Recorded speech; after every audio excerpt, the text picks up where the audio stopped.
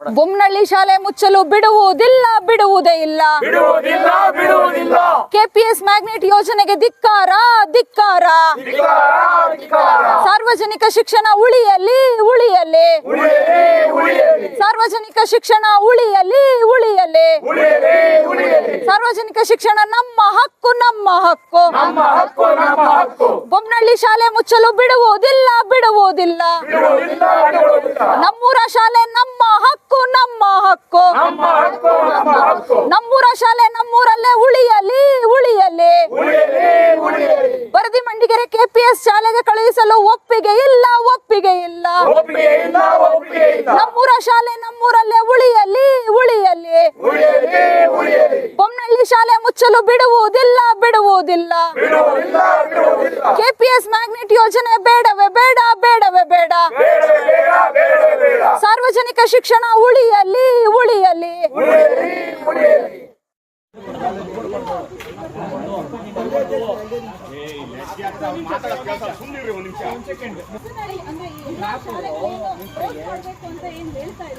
ಇದನ್ನ ಯಾವ ಹಳ್ಳಿಯ ಗ್ರಾಮಸ್ಥರು ಒಪ್ಪಿಲ್ಲ. ನಮ್ಮೂರ ಶಾಲೆಗಳು ನಮ್ಮೂರಲ್ಲೇ ಇರಬೇಕು, ಬೇರೆ ಫೆಸಿಲಿಟೀಸ್ ಕೊಟ್ಟರು ಇಲ್ಲೇ ಕೊಡಿ ಅಂತ ಹೇಳ್ತಾ ಇದ್ದಾರೆ. ಅದಕ್ಕೆ ಸರ್ ಏನು ಒಂದು 30ಕ್ಕಿಂತ ಹೆಚ್ಚು ಹಳ್ಳಿಗೆ ನಾವುಗಳು ಹೋಗಿದ್ದೀವಿ. ADS ವಿದ್ಯಾರ್ಥಿ ಸಂಘಟನೆ ಊರಿನ ಶಾಲೆ ನಮ್ಮೂರಲ್ಲೇ ಉಳಿಯಲಿ.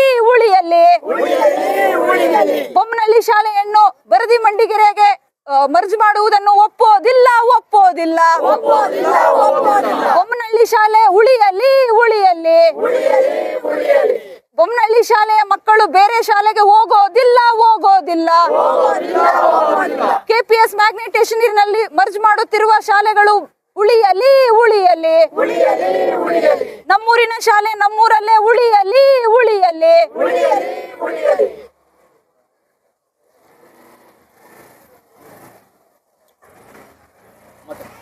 ಅಂತ ಇದು ಬೊಮ್ಮನಹಳ್ಳಿ ಸ್ಕೂಲ್ STMC ಅಧ್ಯಕ್ಷರು.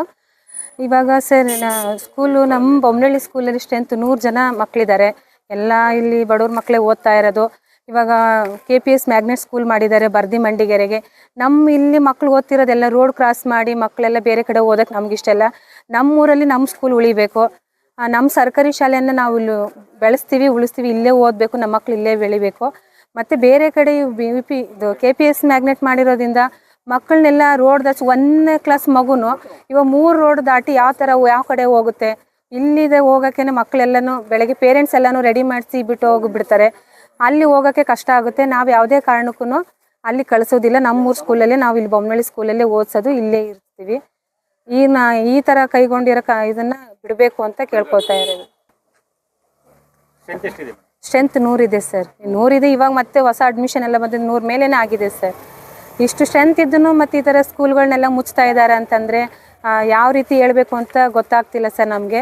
ನಮ್ಮೂರು ಶಾಲೆ ಉಳಿಬೇಕು. ಮತ್ತು ಇಲ್ಲೆಲ್ಲನೂ ಬಡವ್ರ ಮಕ್ಕಳೇ ಇರೋದ್ರಿಂದ ಬೇರೆ ಕಡೆ ಹೋಗೋಕ್ಕೆ ನಾವು ಒಪ್ಪಿಗೆ ಕೊಡೋದಿಲ್ಲ. ಈ ನಮ್ಮೂರು ಸ್ಕೂಲು ಉಳಿಬೇಕು ನಮಗೆ. ಸರ್, ಪಂಚಾಯತಿಗೆ 1 ವಯಸ್ಸು ಶಾಲೆ ಅಂತ ಮಾಡಿದರೆ ಎಲ್ಲ ನಮ್ಮೂರಿಂದ ಮಂಡಿಗೆರೆ ಇದಕ್ಕೆಲ್ಲ ಹೋಗೋಕ್ಕಾಗಲ್ಲ. ನಾವು ಕಷ್ಟಪಟ್ಟು ಹೋರಾಟ ಮಾಡಿ ನಾವು 1 ಎಕರೆ 1.5 ಎಕರೆ ಅಷ್ಟು ಜಾಗನ ಕೊಟ್ಟು ಹೊಸ್ದಾಗಿ ಸ್ಕೂಲ್ ಮಾಡಿಸಿದ್ದೀವಿ. ಸರ್ಕಾರ ಅದನ್ನ ಮುಚ್ಚಿಸ್ತೀವಿ ಅಂದರೆ ಯಾವುದೇ ಕಾರಣಕ್ಕೂ ನಾವು ಅದನ್ನ ಮುಚ್ಚಕ್ಕೆ ಬಿಡಲ್ಲ. ಯಾಕೆಂದರೆ ನಮ್ಮ ಮಕ್ಳು ಇಲ್ಲಿಂದ 4 ಕಿಲೋಮೀಟ್ರ್ ಮುಂದಕ್ಕೆ ಹೋಗಿ ಇದು ಮಾಡೋಂಥ ಅವಶ್ಯಕತೆ ನಮಗೇನಿಲ್ಲ. ನಾವೆಲ್ಲರೂ ಹೋಗಿ ನಾವು ಕಾರ್ಮೆಂಟ್ ಸ್ಕೂಲಲ್ಲಿ ಓದಿಸೋಷ್ಟು ಶಕ್ತಿ ನಮ್ಮಲ್ಲಿ ಯಾರಿಗೂ ಇಲ್ಲ. ಯಾರೋ 4 ಜನ ಇದು ಮಾಡ್ಬೋದು. ನಮ್ಮೂರು ಪ್ರತಿಯೊಂದು ಮನೆಯಿಂದನೂ ಹೋರಾಟಕ್ಕೆ ಬೇಕಾದ್ರೆ ಸಜ್ಜು ಮಾಡ್ತೀವಿ ನಾವು. ನಮ್ಮ ಶಾಲೆ ಯಾವುದೇ ಕಾರಣಕ್ಕೂ ನಮ್ಮೂರಿನ ಶಾಲೆ ನಮ್ಮೂರಲ್ಲೇ ಉಳಿಬೇಕು. ನಮ್ಮ ಪಂಚಾಯಿತಿ ಒಳಗೆ ಯಾವ್ದು ನಮ್ಮದು ಒಂದೇ ಅಲ್ಲ, ಎಲ್ಲ ಹಳ್ಳಿ ಶಾಲೆನೂ ಉಳಿಬೇಕು. ಗೌರ್ಮೆಂಟ್ ಶಾಲೆ, ಆಂಗ್ಲ ಶಾಲೆ ಮುಚ್ಚಿಸ್ಲಿ, ಇವಾಗ ಡೊನೇಷನ್ ಕೊಡೋನು ಮುಚ್ಚಿಸ್ಲಿ ಸರ್ಕಾರ. ಅದನ್ನ ಬಿಟ್ಬಿಟ್ಟು ಬಡಬಗ್ಗರಿಗೆ ಈಗ ನಮ್ಮದೊಂದು ಕಂಪ್ನಿ ಸಾಕ್ತಾ ಇದೆ ನಮ್ಮ ಶಾಲೆನ. ಊಟ, ಬಟ್ಟೆ, ಶೂ ಎಲ್ಲನೂ ಕೊಡ್ತಾ ಇದೆ. ಆ ಕಂಪ್ನಿ ಅಂಥದ್ದು ನಾವು ಮಾಡಬೇಕು. ಹೋಗ್ಬಿಟ್ಟು ಮುಚ್ಚಿಸ್ತೀವಿ, ನಾವು ಇದು ಮಾಡ್ತೀವಿ ಅಂದರೆ ನಾವು ಪ್ರತಿ ಮನೆಯಲ್ಲೂ ಹೋರಾಟಕ್ಕೆ ಬರ್ತೀವಿ. ಪ್ರತಿಯೊಂದು ನಮ್ಮ ಹಳೆ ವಿದ್ಯಾರ್ಥಿಯಿಂದ ಇವತ್ತು ರಿಟೈರ್ಡ್ ಆಗಿದ್ದಾರೆ ನಮ್ಮಲ್ಲಿ ಓದಿರೋಂಥವ್ರು. ನಮ್ಮ ಶಾಲೆಯಲ್ಲಿ ನಾವು ಇವತ್ತು ಅಭಿವೃದ್ಧಿ ಮಾಡಿದ್ದೀವಿ ನಮ್ಮ ಶಾಲೆನ. ನಾವು ಇವತ್ತು ಒಂದು ಯಾವ ಖಾಸಗಿ ಶಾಲೆಗಿನ ಕಮ್ಮಿ ಇಲ್ಲ ನಮ್ಮೂರು ಶಾಲೆ. ಅಂಥದ್ದನ್ನ ಬಾಕ್ಲಾಕ್ಸ್ತೀವಿ ಅಂದರೆ ಯಾರು ಅಧಿಕಾರಿಗಳು, ಯಾವನು ಎಜುಕೇಷನ್ ಮಿನಿಸ್ಟರ್ ಆಗಿರ್ಬೋದು, ಇನ್ನೊಬ್ಬ ಆಗಿರ್ಬೋದು, ನಾವು ಏಕವಚನದಲ್ಲೇ ಮಾತಾಡ್ತೀವಿ, ಉಗ್ರವಾಗಿ ಹೋರಾಟ ಮಾಡ್ತೀವಿ.